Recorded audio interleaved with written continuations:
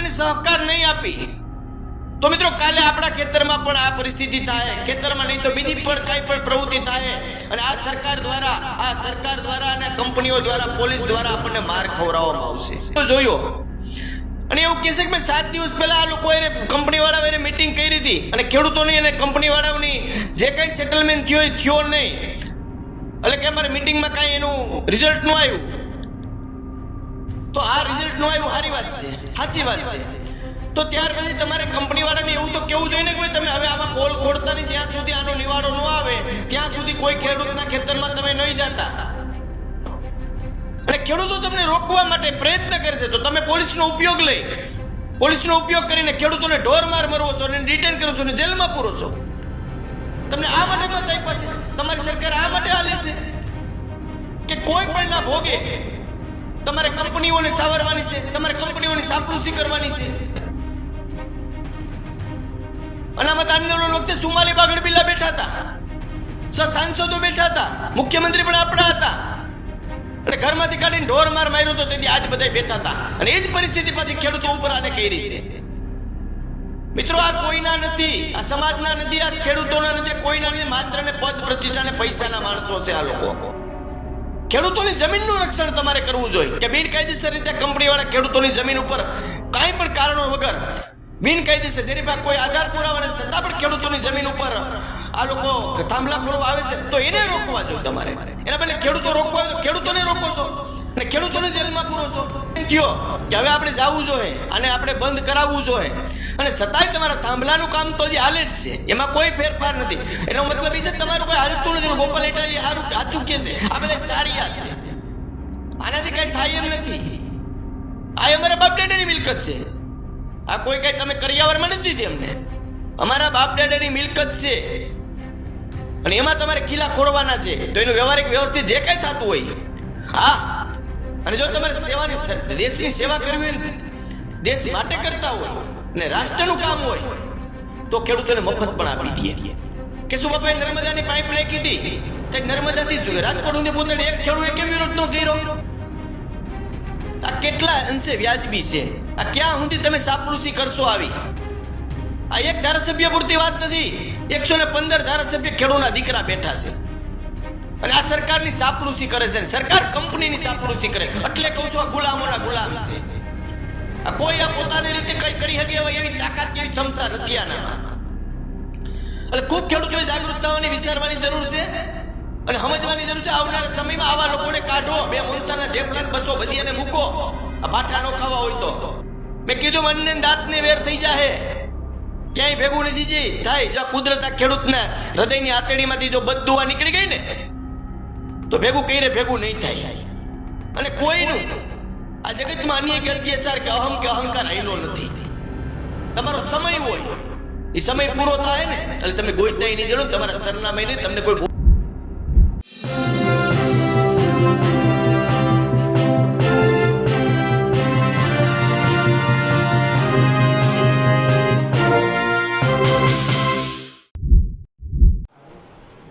જે રીતે મોરબીના ખેડૂતો ઉપર, જે રીતે સુરેન્દ્રનગરના ખેડૂતો ઉપર કે પછી કચ્છના ખેડૂતો ઉપર પોલીસ દ્વારા દમન થઈ રહ્યું છે માત્ર એટલા માટે કે ત્યાંથી ઉદ્યોગપતિઓની વીજ લાઈન નીકળી શકે.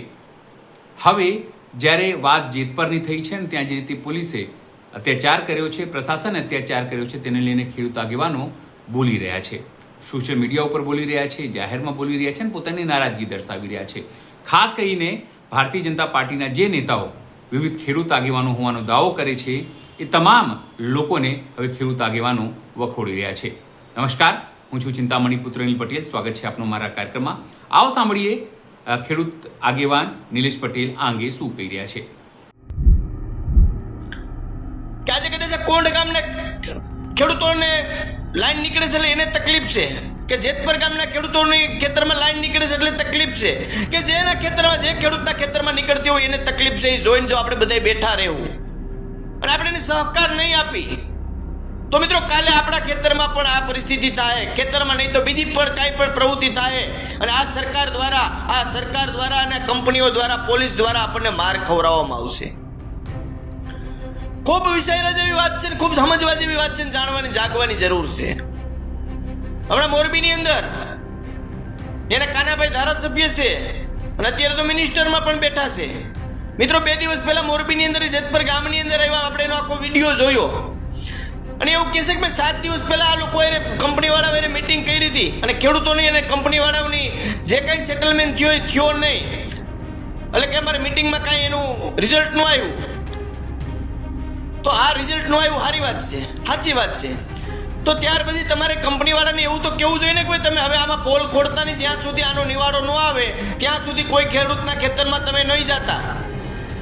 તો મિત્રો કામ બધું ન કરાયું એને. ચોરને કીધું ચોરી કર અને ગરદણીને કીધું જાગતો રે. કાનભાઈની વાતમાં આવો મર્મ નીકળે છે. અને 16 વર્ષના છોકરાની 10-12 વર્ષના છોકરાને જેલમાં લઈ જવાની વાત કરી કે હું 16 વર્ષનો તો જેલમાં ગયો, એનાથી મજબૂત થાય તો છોકરાને હું જેલમાં લઈ જવાના છે. અને શા માટે લઈ જાવ છો? એનો અપરાધ શું છે? એનો ગુનો શું છે? માતાઓને બહેનોને જે ઢોર મારો છો, ખેડૂતોને એના પોતાના બાપ દાદાની મિલકત ઉપર તમે બિનકાયદેસર, જે કાયદેસર જેની પરમિશન નથી એનું કોઈ તમે રજૂઆત નથી કરી, કાંઈ નથી, સીધા તમે તમારા હજીરા લઈને પહોંચી જાવ છો અને ખેડૂતના ખેતરમાં ખમદાણ કરો છો. અને ખેડૂતો તમને રોકવા માટે પ્રયત્ન કરે છે તો તમે પોલીસનો ઉપયોગ કરીને ખેડૂતોને ઢોર મરવો છો અને ડિટેન કરો છો અને જેલમાં પૂરો છો. તમને આ માટે મત આપ્યા છે, તમારી સરકાર આ માટે હાલે છે કે કોઈ પણ ના ભોગે તમારે કંપનીઓને સાવરવાની છે, તમારે કંપનીઓની સાપલુસી કરવાની છે. તમને 30-35 વર્ષથી આ લોકો દબા માર્યા છે, મત દીધા છે, આ સહન કરવા માટે તમને મત આપ્યા છે. ખૂબ તમારે પ્રજાને ખૂબ વિચારવાની જરૂર છે, ખેડૂતોને ખૂબ વિચારવાની જરૂર છે. અને ખેડૂત દુઃખી થતો એનું કારણ પણ આ જ છે કે તમે 30 વર્ષ થયા, ખબર છે આ ખેડૂત વિરોધી સરકાર છે, છતાં પણ મામાનો માસીનો સમાજનો લડે છે ને આપણે દબા માર્યા છે. હું કાઢી લીધું. હજી હમણાં રવલી રાજ્યસભામાં કે અમારા પાટીદાર સમાજને, હું તમારા પાટીદાર સમાજને લીધા હોય તો કરી લ્યો તમે, હું પટેલનો દીકરો છું. એટલે સારની આ વહુને બહારને લઈએ તો તમારે કરવાનું શું છે? આ તમારે ઉપયોગ શું આવવાના છે? અનામત આંદોલન વખતે સુમાલી બાગડ બિલ્લા બેઠા હતા, સાંસદો બેઠા હતા, મુખ્યમંત્રી પણ આપણા હતા અને ઘરમાંથી કાઢીને ઢોર માર્યો તો તેથી આજ બધા બેઠા હતા. અને એ જ પરિસ્થિતિ પાછી ખેડૂતો ઉપર આને કરી છે. મિત્રો આ કોઈના નથી, આ સમાજના નથી, આ ખેડૂતોના નથી, કોઈના નથી, માત્ર ને પદ પ્રતિષ્ઠા ને પૈસાના માણસો છે આ લોકો. અને કોઈ સમાજ કે કોઈ ખેડૂત વાલો નથી લાગતો. અને માત્ર ને માત્ર પક્ષની સાપલુસી કરવાની છે અને પક્ષ કંપની વાળાની સાપલુસી કરે છે. આ ગુલામના ગુલામો છે, યાદ રાખજો. અને આવનારા સમયમાં કાલ ચૂંટણી આવશે, પાછા કાલ તમે આને દબા મારીને જીતાડશો. વાક આપણો છે, વાક એનો નથી. એને ખબર છે ક્યાં જવાના છે. 2 મોનથાના ઢેફલા 200 ભજીયા મારશો એટલે આવડા વાકાવરીને મત દેવાના છે. આ લોકોને ખબર છે. અને તમે આવ્યો તો 8 દિવસ પછી આવો છો. ખેડૂતો ઉપર લાઠીચાર્જ થઈ જાય છે, ખેડૂતોને પકડીને જેલમાં નાખી દે છે. તે પછી આવો અને ફરી પોલીસ તંત્ર એમ કહે છે પૈસા દે એનું કામ કરે. તો પૈસા લેવા માટે પોલીસ તંત્ર ખોઈલા છે, પોલીસ સ્ટેશનો.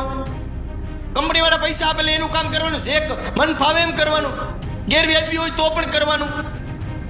ખેડૂતોની જમીનનું રક્ષણ તમારે કરવું જોઈએ કે બિનકાયદેસર રીતે કંપનીવાળા ખેડૂતોની જમીન ઉપર કાંઈ પણ કારણો વગર બિનકાયદેસર, જેની પાસે કોઈ આધાર પુરાવા નથી છતાં પણ ખેડૂતોની જમીન ઉપર આ લોકો થાંભલા ખોડવા આવે છે તો એને રોકવા જોઈએ તમારે. એના બદલે ખેડૂતો રોકવા હોય તો ખેડૂતોને રોકો છો અને ખેડૂતોને જેલમાં પૂરો છો. અને તમે 7મે દિવસે શા માટે આવ્યા એ પણ અમે જાણી છીએ. ગોપાલ ઇટાલિયામાંથી વિસાવદરથી આવ્યો, પાલભાઈ આંબલિયામાંથી દ્વારકાથી આવ્યા, જિગ્નેશ મેવાણી આમથી આવ્યો, આ બધે આવ્યા એટલે તમારી ફરજ પડી કે હાલો હવે જાઓ. કારણ કે આ ઉગ્ર વાતાવરણ ઊભું થાય એનો ડેમેજ કંટ્રોલ કરવા માટે તમે આવ્યા છો. તમે કોઈ ખેડૂત માટે નથી આવ્યા. તમારે એક આપણે કહેવત છે, 3નું ઋણ ક્યારેય ન ભૂલવાનું. એક જન્મ દેનારા મા બાપ, એક આપણને જન્મ દીધો હોય જન્મભૂમિનું, અને એક જે આપણી માથે આંધ્રો વિશ્વાસ કર્યો હોય એ વિશ્વાસોનું. આ લોકોએ તમારી માથે આંધ્રો વિશ્વાસ કર્યો છે. તમારી જન્મભૂમિ છે એની માથે પણ અત્યાચાર અન્ય જાતો હોય તો પણ તમારે જોવાનું બેઠા બેઠા. અને વધુ થાય, અતિરેક થવાનો ભય લાગે. તમને ટ્રેક્ટરની રેલી આવી એટલે તમને એમ થયો કે હવે આપણે જવું જોઈએ અને આપણે બંધ કરાવવું જોઈએ. અને છતાંય તમારા થાંભલાનું કામ તો હજી હાલે જ છે, એમાં કોઈ ફેરફાર નથી. એનો મતલબ એ છે તમારું કોઈ હાલતું નથી. ગોપાલ ઇટાલી સારું સાચું કે છે, આ બધા સારિયા છે, આનાથી કઈ થાય એમ નથી. આ માત્ર ને માત્ર પક્ષના નામે છૂટાય છે, જીતે છે અને લોકો જીતાડે છે, અને પછી માત્ર ને માત્ર એક ઓળા બેઠા છે. આ કોઈ ધારાસભ્ય નથી, કોઈ મિનિસ્ટર નથી, કોઈ સાંસદ સભ્ય નથી. માત્ર ને માત્ર એક સાડી આપણે ખેતર વસર ઓળું બેહાર્યું એમ બેઠા છે. આનાથી કાંઈ નહીં થાય. આ કોઈ ખેડૂતોનું કામ, આને પણ બધાને ખબર પડે, નથી પડતી એવું નથી. ખેડૂતના દીકરા છે કે ખેડૂતના જમીન ઉપર આવી રીતે બિનકાયદેસર રીતે થાંભલે ભાડું આપો ને ભાઈ. તમે કેમ કોઈનું મૂકતા નથી? સામાન્ય બસ સ્ટેન્ડની અંદર સંડાસ પાણીમાં સંડાસ કરવા જાવ તો 5-10 રૂપિયા લ્યો છો. કોઈ પણ આવડાવને અદાણીના એના એરપોર્ટની અંદર પાર્કિંગમાં 4 વ્હીલ મૂકો તો 200-500 રૂપિયા લે છે 2 કલાક માટેના. તો તમારે તો આજીવન અહીં ખીલા ખોડવાના છે, તો એનું વ્યવહારિક મહિને ભાડું આપતા જાવ ને. આ અમારા બાપ દાદાની મિલકત છે. આ કોઈ કઈ તમે કરિયાવરમાં નથી દીધી અમને. અમારા બાપ દાદાની મિલકત છે અને એમાં તમારે ખીલા ખોડવાના છે. તો એનું વ્યવહારિક વ્યવસ્થિત જે કઈ થતું હોય. હા, અને જો તમારે સેવાની દેશની સેવા કરવી હોય, દેશ માટે કરતા હોય અને રાષ્ટ્રનું કામ હોય તો ખેડૂતોને મફત પણ આપી દઈએ. કેશુબાપાએ નર્મદાની પાઇપ નાખી હતી, તે નર્મદાથી રાજકોટ સુધી પોતાડે. એક ખેડૂતે કેમ વિરોધ ન કર્યો? કારણ કે પ્રજાના પ્રશ્ન હતો, પ્રજા માટેનો પ્રશ્ન હતો, પ્રજાની તરસ છુપાવવાનો પ્રશ્ન હતો. ખેડૂતના દીકરા છે. અમે ખાલી ખેતી કરતા હોય ને, અમે કદાચ ટ્રેક્ટરની સીટમાંથી બેઠા હોય ને તો ટીટોડી અટણ ઈંડા મૂક્યા હોય ને તો ત્યાં અમે ખરાવા જઈગા મૂકી દઈશી. અમે ઈ સહી, અમે કોઈનું લઈ લેવામાં કે કોઈ ઉપર અત્યાચાર કે અન્યાય થવામાં માંગતા નથી. પણ અમારી માથે બિનકાયદેસર કઈ કારણ વગર અમારા બાપ દાદાની મિલકત ઉપર તમે મન ફાવે એમ તમારા ખટારાને ઢહેડશો, જેસીબી આખશો, હિટાસી આખશો, ગમે નહીં આખશો, અને અમે શાંતિથી બેઠા રહીને તમારું જોતા રાખીએ. એટલા બધા અમે નમાલાઈ ન હોય. ઇતિહાસ સાક્ષી છે કે ખેડૂતનું ઉઘાડા પગારનું કોઈ પણ ખરાબ કરશે એને ખાવા દાંત નહીં, અન્ન ને દાંત ને વિધાન ને વેર થઈ જાય. આ મુંબઈથી પતી જશે તારે સારી વાત છે, બાકી અમેરિકા જાઓ તો ભેગું નહીં થાય. જો ખેડૂતની આઈ હૃદયથી છૂટી ગઈ ને તો, અને ખેડૂતના દીકરા હોય ને ખેડૂતના દીકરાને તમે માર ખવડાવો ને તમારા ગામના હોય, આ કેટલા અંશે વ્યાજબી છે? આ ક્યાં સુધી તમે સાપલુસી કરશો? આવી આ એક ધારાસભ્ય પૂરતી વાત નથી. 115 ધારાસભ્ય ખેડૂતના દીકરા બેઠા છે અને આ સરકારની સાપલુસી કરે છે. સરકાર કંપનીની સાપલુસી કરે. એટલે કહું છું આ ગુલામોના ગુલામ છે. આ કોઈ આ પોતાની રીતે કઈ કરી શકે એવી તાકાત કેવી ક્ષમતા નથી આનામાં. એટલે ખૂબ ખેડૂતોએ જાગૃત થવાની, વિચારવાની જરૂર છે અને સમજવાની જરૂર છે. આવનારા સમયમાં આવા લોકોને કાઢો. 2 મોનતાના ધેપલાન 200 ભજીયાને મૂકો. આ ભાઠા ન ખાવા હોય તો. આ અંગ્રેજોની રિપીટ કરે છે. અંગ્રેજો પણ કઈ લડવા માટે નથી સૈન્ય લઈને નહોતા એવાની પહેલા મેં કીધું, પાછું કહું છું, આપણા હતા. પૈસા ફેંકો ને તમાશા દેખો. અને જે પોલીસ વાળા છે એ પણ ખેડૂતના દીકરા છે, એને પણ નથી ખબર પડતી. પણ શા માટે તમને જે ભગવાને જ્યાં મોકલા છે એનું વ્યવહારિક જે કર્મ છે એ કર્મ તો તમે ભૂલોમાં ભગવાને તમને લાયક સમજ્યા છે અને તમે આવી નાલાયક ઉપર ઉતરાશો, નિર્દોષ માણસો ઉપર અન્યાય અત્યાચાર કરવા માટે નીકળી ગયા છો. તમને ધારાસભ્ય બનાવ્યો, તમને મિનિસ્ટર બનાવ્યો, ભગવાને તમને કંઈક લાયક કામ કરવા માટે તમને સ્થાન આપ્યું છે, તો તમારે આ કરવાનું છે. મેં કીધું મનને દાંતને વેર થઈ જાય, ક્યાંય ભેગું નથી થાય. જો કુદરત આ ખેડૂતના હૃદયની આતેડીમાંથી જો બદદુઆ નીકળી ગઈ ને તો ભેગું કઈ ભેગું નહીં થાય. અને કોઈનું આ જગતમાં અન્યાય કે અત્યાચાર કે અહંકાર આયલો નથી. તમારો સમય હોય, એ સમય પૂરો થાય ને એટલે તમે ગોઈતાય નહીં જડો, તમારા સરનામા નહીં, તમને કોઈ ઊભા બોલાવશે નહીં. એટલે દરેક ખેડૂતોએ જાગૃત થવાની જરૂર છે ને. ભારતીય જનતા પાર્ટીને આવનારા દિવસોમાં જવાબ આપો. ક્યાં સુધી સહન કરશો? ક્યાં સુધી એના હોકા ભરશો? ક્યાં સુધી એની સાપલુસી કરશો? તમે આ લોકોને જ્યાં સુધી તમે એના હોકાની સાપલુસી કરશો ત્યાં સુધી આ લોકોને અન્યાયને અત્યાચાર કરવાની મજા આવે છે. એને ખબર છે ક્યાં જાય, ફરીના ખીલે જ આવવાના, ગોરિયા ગમે એને જ આવશે. ખબર છે કે આ લોકો ઉપર અન્યાય અત્યાચાર 8 દિવસે તમે આવીને એમ કહો છો કે મને 8 દી પહેલાની ખબર છે, તો 8 દી પહેલાની ખબર છે તો આ કામ રોકાવાય ને. હવે તો તમને ખબર પડી ગઈ પોલીસ વાળા ઢોર માર માર્યા જેલમાં લઈ ગયા, તો તમને ખબર પડી કે હવે મારે જવું જોઈએ. તમે તંત્રને નથી કહી શકતા ભાઈ શા માટે તમે અન્યાય કરો છો? અરે રોકો ને, કંપનીવાળાને કોને રોક્યા છે તમને? કંપનીવાળાનું કામ રોકાવો જ્યાં સુધી એનો નિવાડો ન આવે ત્યાં સુધી, અને ખેડૂતોને વધુમાં વધુ વળતર મળે, વધુમાં વધુ ભાડું મળે એવા પ્રયત્ન કરો. ખેડૂતના દીકરા શું તમે? આ તમારા જાયભાઈ છે. આ માને મૂકીને માસીને ધાવવાનું બંધ કરો. આ તમારી માં છે અને કંપની છે એ માસી છે. ઈ માસી માં ઈ માં. એટલે મારી વાત થોડીક કડવી લાગશે, પણ સત્ય વાત થોડીક કડવી તો હોય જ. એટલે દરેક ખેડૂત મિત્રોએ ખાસ સમજવાની જરૂર છે, જાગવાની આપણે જરૂર છે, આ લોકોને નથી. આપણે આને ધબા મારી 30 વર્ષથી, એટલે આ લોકો આપણી માટે અન્યાય અત્યાચાર કરે છે ને. ગમે એટલા ગળા ઢહેડા રાખો, જાગવું જ નથી, સંગઠિત થવું નથી. આકરો હાલ આવે એટલે પછી નીકળી પડે. એટલે ખરેખર ખેડૂતને ટકોર કરીને કહું છું, જ્યાં સુધી આપણે જાગૃત નહીં થાય, આપણે સંગઠિત નહીં થાય, ત્યાં સુધી આપણે આવાઓની હોકા ભરવાની, ચાપલુસી કરવાની જ રહે. તમારી એક તાકાત બનાવો. આપણે એક પોતાની તાકાત હોવી જોઈએ કે ના હમું ન જોવાય. ખેડૂતના ખેતર હમું ન જોવાય, અને હમું જોવું હોય તો હાથ પર વિચાર કરવો પડે.